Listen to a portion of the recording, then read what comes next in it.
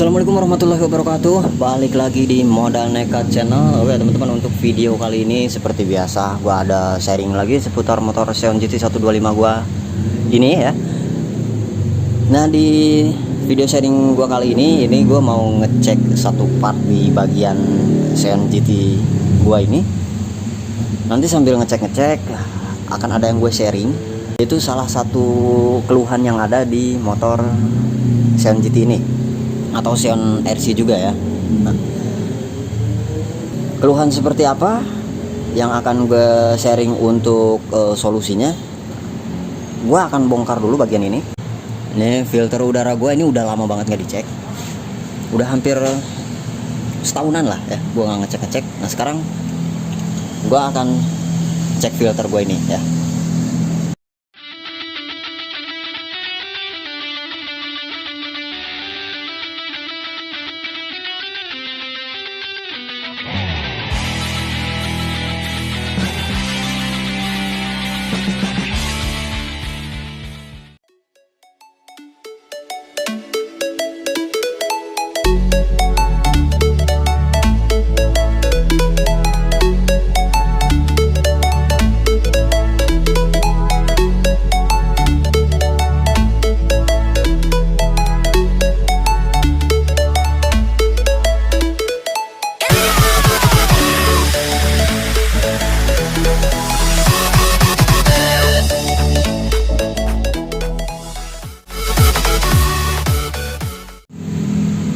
Nah, jadi ini ya filter udah gua bongkar. Motor harus sedikit gua pindahin biar agak terang karena tadi gelap banget, kurang kelihatan.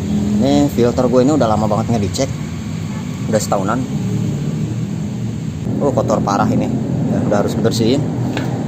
Dan yang gua mau sharing, gua kasih sedikit solusi di sini di bagian ini. Nah, banyak user yang sering mengalami, bahkan gue juga pernah mengalami kebanjiran di bagian box filter ini, kebanjiran oli.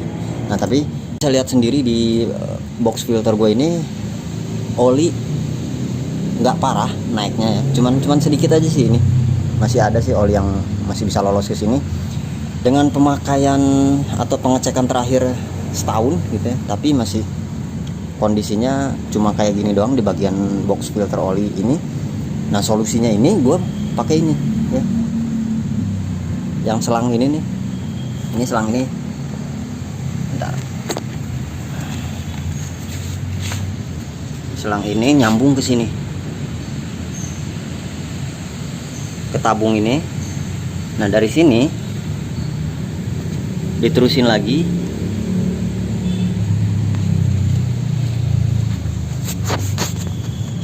ini selangnya, baru masuk ke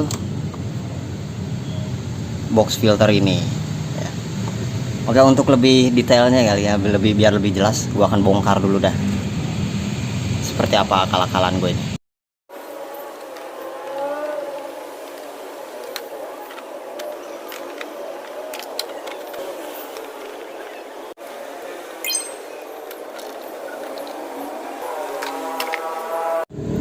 Oke, ini dia penampakan hasil akal-akalan gue ini. Ini namanya OCT, tapi ini OCT akal-akalan. OCT itu oil catch tank, atau bahasa gampang itu perangkap oli.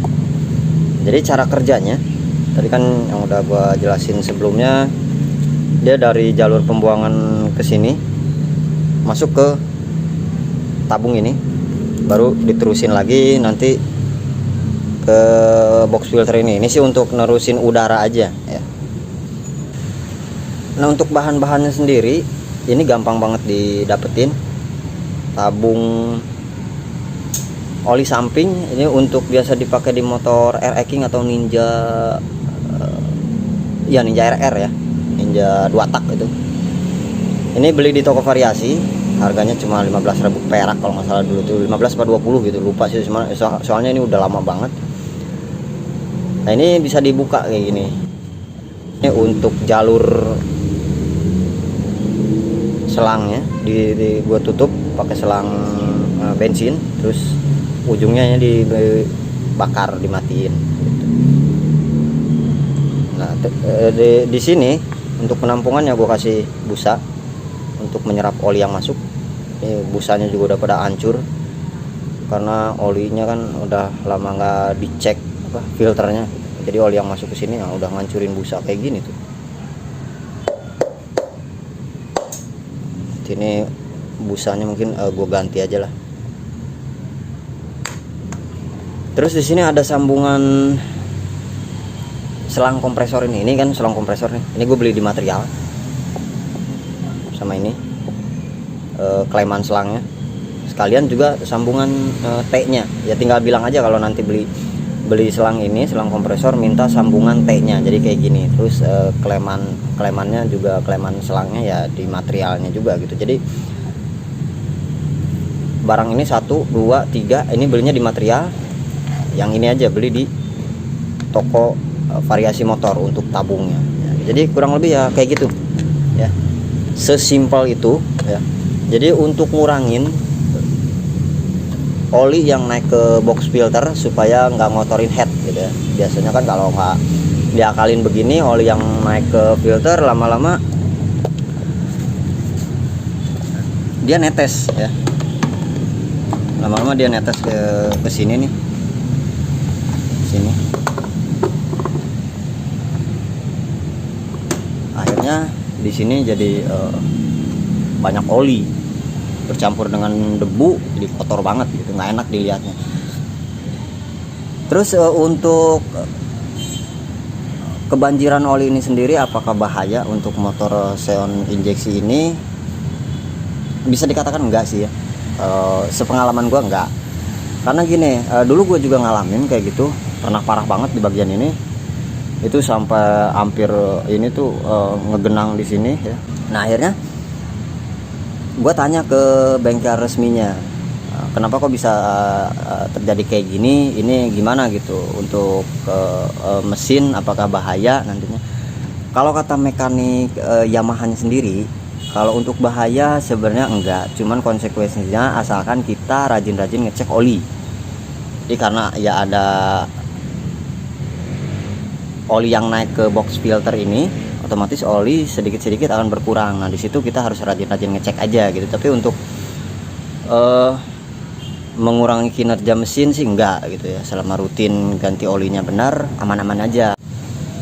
Terus gimana kalau misalnya tanpa dibikin OCT kayak gini gitu ya, atau ada tabung perangkap kayak gini, misalkan mau dipakein selang aja langsung dipanjangin gitu, beli selang kompresor yang panjang dari sini disambung, muter ke belakang sana, terus langsung disambung ke sini gitu ya, cuma selang aja.